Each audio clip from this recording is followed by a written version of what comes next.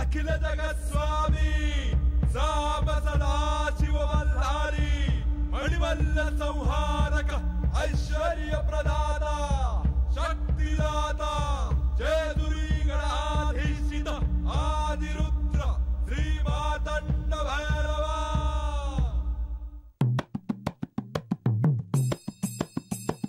जय देव जय देव जय देव जय देव जय देव जय शिव मातंडा।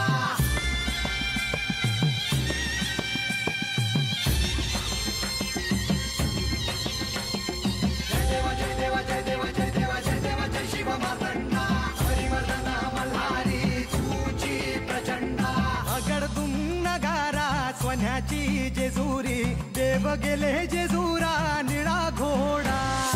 अगडतून नगारा स्वन्याची जेजुरी देव गेले जेजुरा निळा घोडा। पाऊ में तोडा कमरी कर पटा मिहिर मस्तकी तुरा। खोबऱ्याचा कुटका भंडाऱ्याचा भडका बोल अहंकारा सदानंदाचा येळको।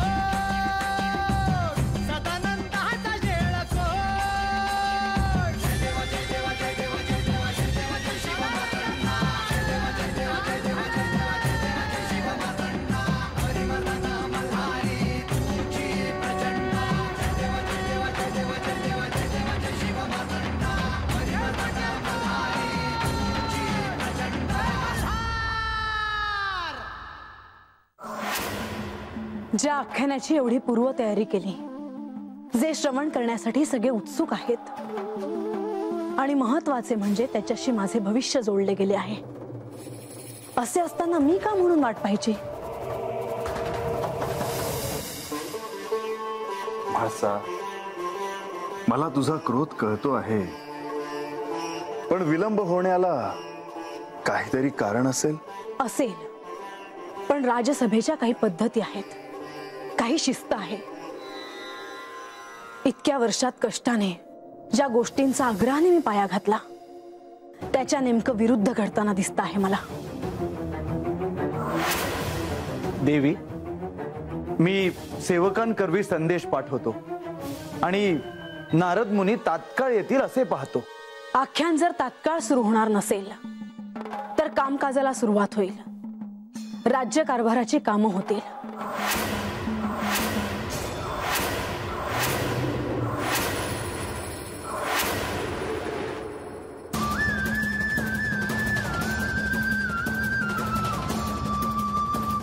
म्हणजे इतकं वरीच झालं हात येऊन गेल्याला, पर हाय तसंच हाय बघ अजून वाडा।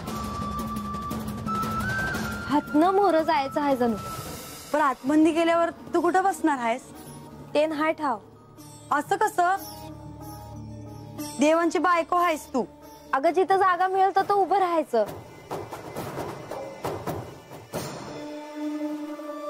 बघितलं का बानुबाई?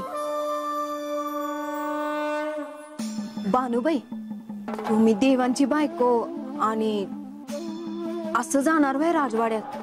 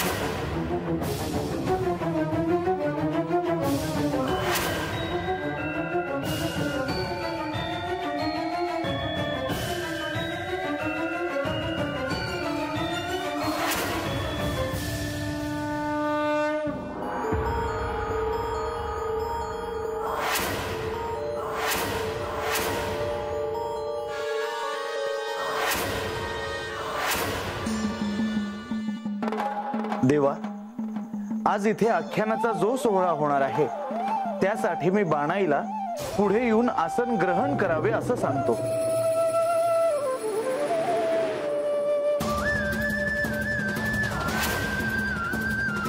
बाणाई,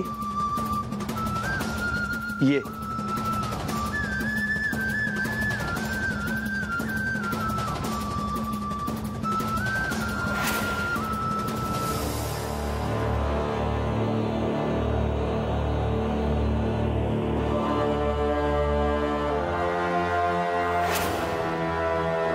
थांब.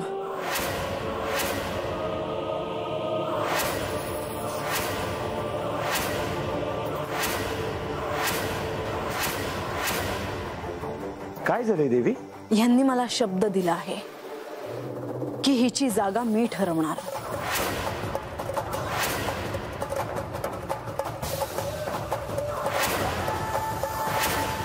या गडावर, या राजसभेत हिने कुठे थांबायचं हे मी ठरवेन.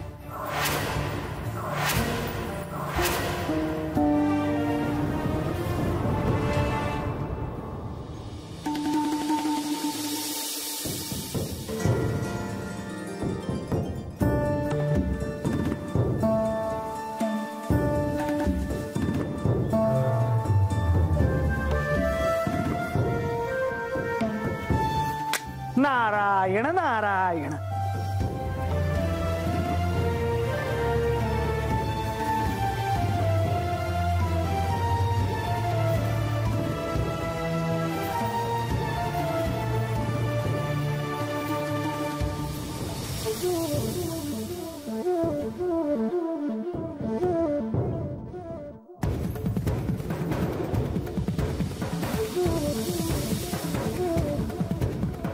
देवा, देवी, इथे येण्यास थोडा विलंब झाला, त्याबद्दल क्षमा असावी. मुनिवर, ह्या जेजुरी गडावर तुमचे स्वागत आहे. मुनिवर, तुमच्यावर फार मोठे दायित्व आहे.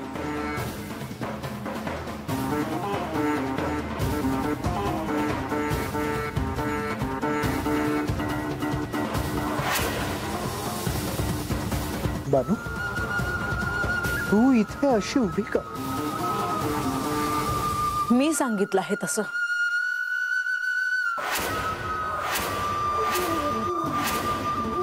हो का? हो, तिचे स्थान मी ठरवणार.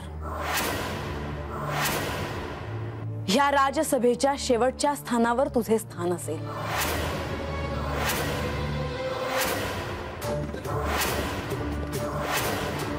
तिथे कुठलेही आसन न घेता तू उभी राहा.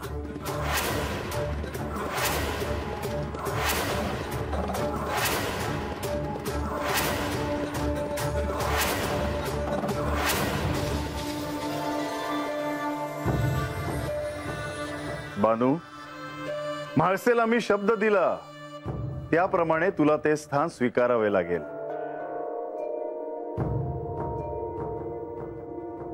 तेव्हा ते स्थान तू आनंदाने ग्रहण कर.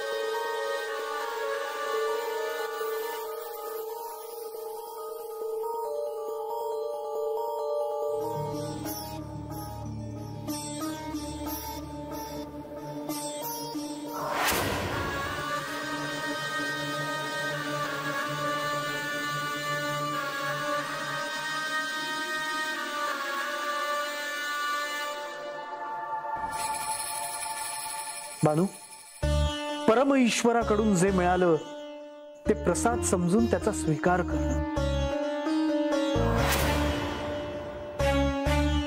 कोण कुठली चंदनपुरीतली मुलगी तू, रानावनात राहणारी, आज या सोन्याच्या जेजुरीत तुझ्याच आराध्या समोर त्याचेच चरित्र ऐकण्यासाठी उपस्थित आहेस. हेही महत्भाग्य आहे. कोणाच्याही वाट्याला असे भाग्य येत नाही भानू. मुनिवर, आता आख्यानाला आरंभ करा. सगळे प्रतीक्षा करत आहेत.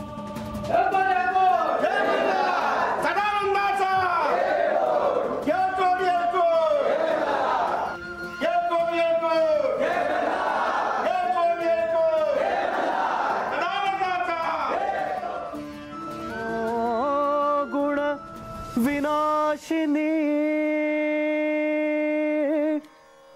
सकल काल मुद्योतिनी धरातल विहारिणी जड समाज विद्वेषिणी कलानिधि सहायिनी लसदलोल सौदामिनी मदंतरव लंबिनी भवतु कापि सारस्वती. ओम.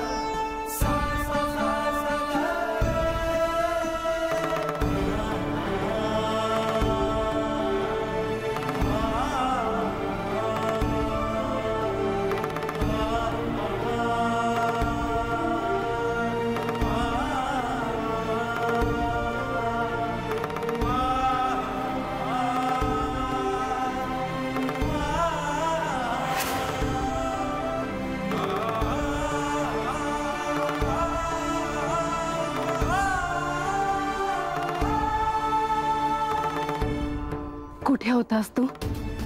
विसरलास ना मला? मी तुला कसा विसरीन माते?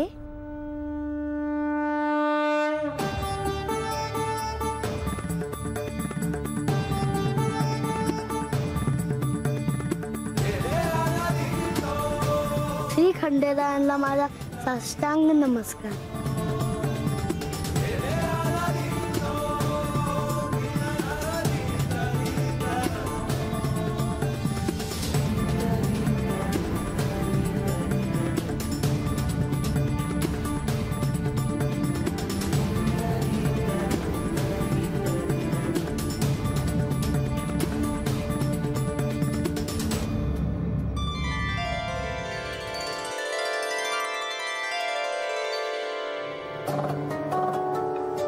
आज या आख्यानात बाल स्वरूपाला विशेष स्थान आहे. त्याचे येणे हे पूर्वनियोजित होते. मग तुम्ही मला हे आधी का नाही सांगितलं? तू मला अनेक प्रश्न विचारले असतेस. भासा, बालस्वरूपाला त्याचे स्थान दे आणि तूही तुझे आसन ग्रहण कर.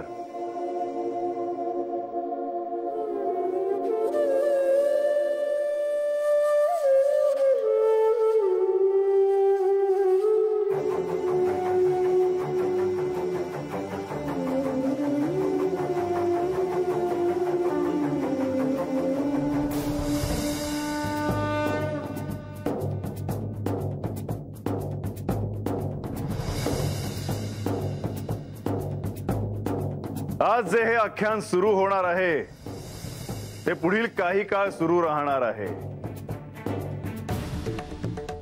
या आख्यानात म्हाळसा आणि बानू यांना त्यांच्या मूळ स्वरूपाच्या सर्व खुणा शोधायच्या आहेत.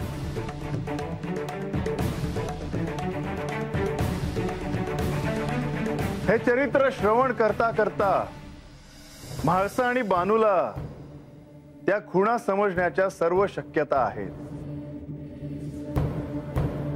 जिला आधी तिच्या मूळ रूपाचे स्मरण होईल तिच्या सोबत मी कैलासात जाईन.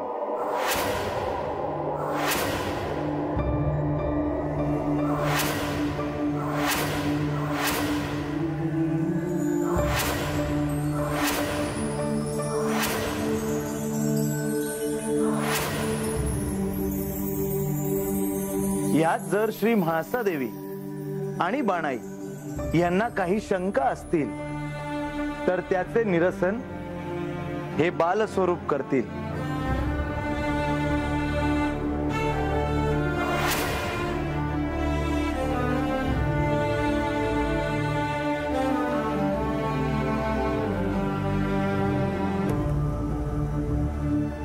म्हणजे ह्याला आधी कुठं तरी बघितलं आहे बघ.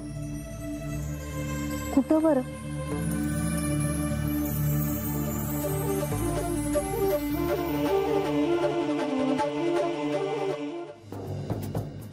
तुम्ही म्हणालात की आम्हाला पडलेल्या शंकांचं निरसन हा करेल म्हणून. होय, या आख्यानात तुम्हा दोघींना तुमच्या मूळ रूपाचे स्मरण करायचे आहे आणि ह्यात येणाऱ्या शंकांचं निरसन हाच करणार आहे.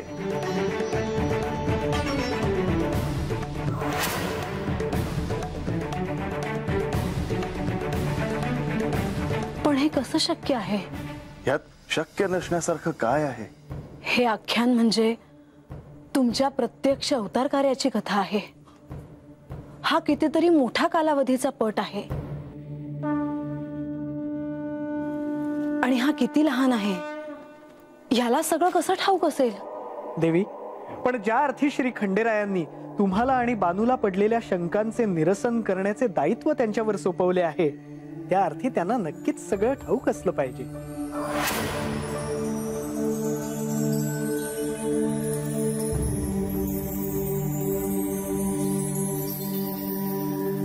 अहो मुनिवर, या जेजुरीत मी ह्याला माझ्या अंगा खांद्यावर खेळवले आहे. मी माझ्या हाताने याच्या आवडीचे जेवण बनवून स्वतः त्याला भरवले आहे. मला अजूनही तो दिवस आठवतो जेव्हा हा पहिल्यांदा जेजुरीत आला होता. या सिंहासनावर तो येऊन बसला होता.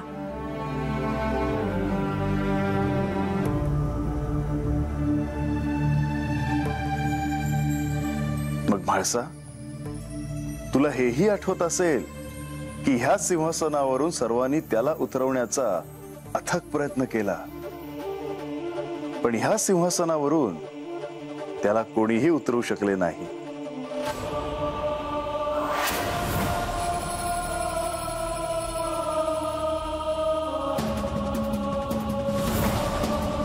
लाडवानी भरलेले ताट त्याने एकट्याने संपवले, आठवतंय?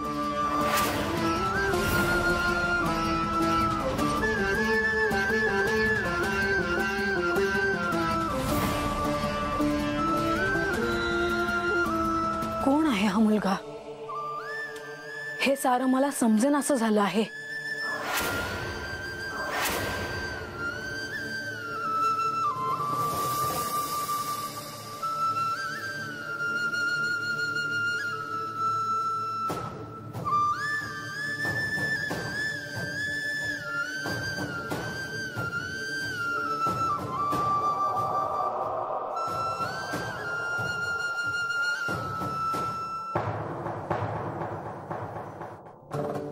माते, मी कोण आहे ते तुला लवकरच कळेल आणि जेव्हा ते कळेल तेव्हा तू कोण आहेस ते देखील कळेल.